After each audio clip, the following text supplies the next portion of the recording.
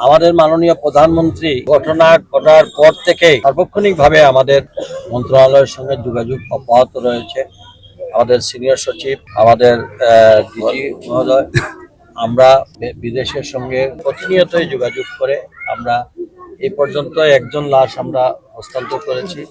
এটার আমরা মানে ফ্লাইটের এবং যুদ্ধের কারণে আমরা হয়তো যোগাযোগ করতে পারতেছি। যেদিনই সম্ভব হবে পরে এটা জানানো হবে।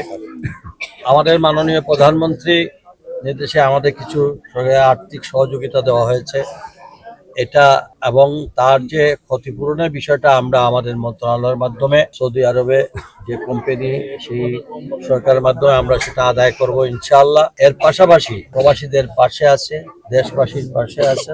আমরা এখন যেটা দিয়েছি সেটা আমাদের পক্ষ থেকে একটা টোকেন।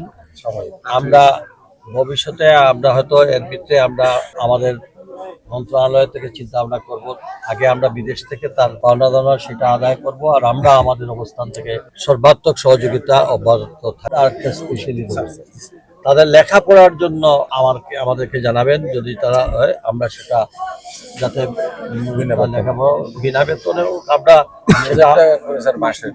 মাসে 2000 টাকা করে আমরা দেবো। 7 বছর পর্যন্ত আমরা এটা কন্টিনিউ করবো।